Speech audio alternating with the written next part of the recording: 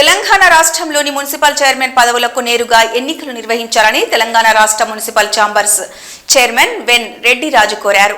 Hyderabad హైదర్గూడలోని municipal chambers కార్యాలయంలో కార్యవర్గ సమావేశంలో ఆయన మాట్లాడుతూ చైర్మన్ మేయర్ పదవులకు నేరుగా ఎన్నికలు నిర్వహించడం వల్ల మెరుగైన అభివృద్ధిని సమర్థవంతంగా విధులు నిర్వహించే అవకాశం ఉందని తెలిపారు. మాజీ ప్రధాని రాజీవ్ గాంధీ స్థానిక సంస్థలను బలోపేతం చేయాలనే సంకల్పంతో 73-74వ రాజ్యాంగ సవరణ చేస్తే దానికి తూట్లు పొడిచే విధంగా గత బీఆర్ఎస్ ప్రభుత్వం పురపాలక పంచాయతీరాజ్ నూతన చట్టాలను తీసుకొచ్చి స్థానిక సంస్థలను నిర్వీర్యం చేసిందని విమర్శించారు. చట్ట సవరణ వల్ల స్థానిక సంస్థలు నిర్వీర్యం అయ్యి పాలక వర్గాలు ఉత్సవ విగ్రహాలుగా మారాయని ఆందోళన వ్యక్తం చేశారు.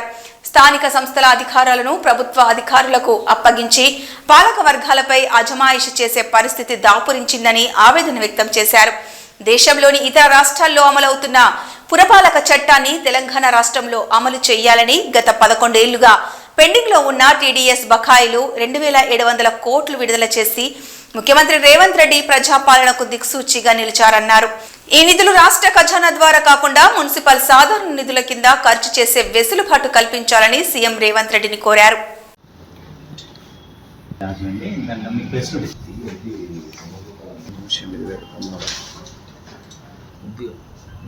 మున్సిపల్ చైర్మన్ మేయర్ పదవులకు నేరుగా ఎన్నికలు నిర్వహించాలని కోరుతా ఉన్నాం.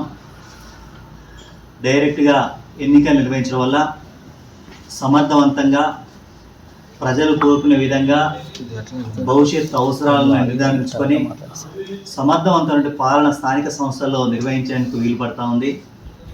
దీన్ని రాష్ట్ర ప్రభుత్వం పరిశీలించాలని ఈ సందర్భంగా ఛాంబర్ పక్షాన కోరుతా ఉన్నాం. గత బీఆర్ఎస్ ప్రభుత్వం తెలంగాణ రాష్ట్రంలోని స్థానిక సంస్థలను నిర్వీర్యం చేసింది. రాజీవ్ గాంధీ కళ్ళు కన్నా స్థానిక సంస్థలను బలోపేతం చేయాలన్న సంకల్పంతో ప్రత్యేక దృష్టితోటి 73-74 రాజ్యాంగ సవరణ చేసి స్థానిక సంస్థలకు అధికారులను కట్టబెట్టి బలోపేతం చేసే దిశలో ముందుకు వెళ్తే బీఆర్ఎస్ ప్రభుత్వం దానికి తూట్లు పొడిచే విధంగా మున్సిపల్ పంచాయతీరాజ్ చట్టాలను నిర్వీర్యం చేసి చట్టాలను సవరణ చేసి స్థానిక సంస్థలు నిర్వీర్యం చేసి పాలక వర్గాలను కేవలం ఉత్సవ విగ్రహాలుగా మార్చి ఆ పాపం ఒడిగట్టుకుంది. రేవంత్ రెడ్డి గారి నాయకత్వంలో ప్రజా ప్రభుత్వం దీన్ని సమగ్రంగా పరిశీలించాలని, ఇతర రాష్ట్రాల్లో ఏ విధంగా అయితే పురపాలన సాగుతూ ఉందో, చట్టాలు ఏ విధంగా ఉన్నాయో వాటన్నింటిని కూడా పరిగణలోకి తీసుకొని తెలంగాణ రాష్ట్రంలో చట్టాన్ని రూపొందించి సవరణలు చేసి ఎన్నికలు నిర్వహించాలని ఈ సందర్భంగా కోరుతా ఉన్నాం. అధికారులకు ఇచ్చి ప్రజా ప్రతినిధులను కేవలం ఉత్సవ విగ్రహాలుగా మార్చి అధికారులు పాలక కౌన్సిల్ల పైన అజమాయి చెలాయించే విధంగా ఈరోజు పాలన కొనసాగుతూ ఉంది. ఇది ఎంత మాత్రం కూడా స్థానిక సంస్థలకు కానీ ప్రజాప్రతినిధుల వ్యవస్థకు కానీ ఎంత మాత్రం సరిపడడం కాదని ఈ సందర్భంగా తెలియజేస్తా ఉన్నాను. దీని ద్వారా భవిష్యత్తులో స్థానిక సంస్థల్లో సమర్థవంతమైనటువంటి నాయకత్వం కొరబడి ద్వితీయ శ్రేణి నాయకత్వం భవిష్యత్తులో ముందుకొచ్చే పరిస్థితులు కూడా ఉన్నాయని కూడా ఈ సందర్భంగా తెలియజేస్తా ఉన్నాను.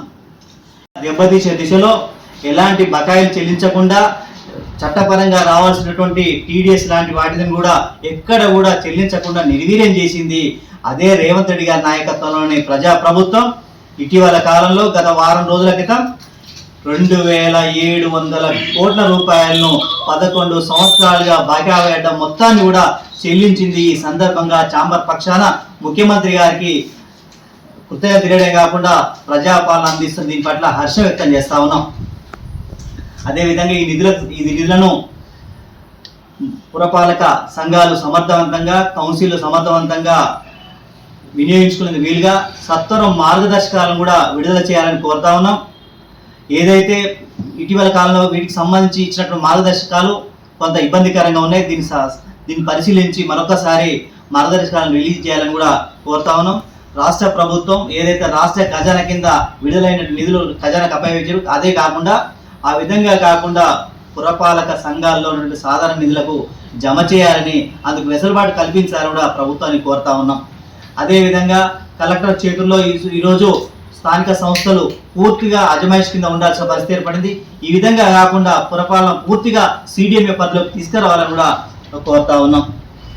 అదేవిధంగా తెలంగాణ రాష్ట్రంలో మంచి నాణ్యమైన విద్యుత్ సరఫరా జరగాలని, అదేవిధంగా సరఫరాలో నాణ్యత ఉండాలని, ఎలాంటి పురపాలక సంఘాలపై ఆర్థిక భారం పడొద్దని, తక్కువ ఖర్చుతో ఎక్కువ లాభం జరగాలని, నాణ్యమైన విద్యుత్తు సరఫరా చేసే విధంగా సరికొత్త విధంలో శాస్త్రీయ సాంకేతికంగా పురోగమిస్తున్న ఈ తరుణంలో మంచి విద్యుత్తును అందించి ప్రజలకు సౌకర్యంగా ఉంచాలని గత BRS ప్రభుత్వం EESL సంస్థకు కాంట్రాక్ట్ను అప్పగించింది.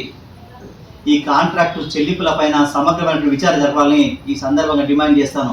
వీటి ద్వారా ఈ సంస్థ ద్వారా ఏ మేరకు లాభం జరిగిందో కూడా చెప్పకుండా కేవలం చెల్లింపుల వరకే పురపాలికలు పరిమితమై దాంతో ఆర్థిక దిగ్బంధంతో పురపాలికలు ఇబ్బంది పడతా ఉన్నాయి. సరఫరా కొడబడింది. ఈ సందర్భంగా కోరుతా ఉన్నాం. EESL సంస్థకు శాస్త్రీయంగా కానీ ఎలాంటి సాంకేతికంగా కానీ ఎలాంటి నిర్ధారణ చేయకుండా చెల్లింపులు జరిగినాయి. దీనిపైన సమగ్రమైన విచారణ జరపాలని ముఖ్యమంత్రి గారిని కోరుతా ఉన్నాం.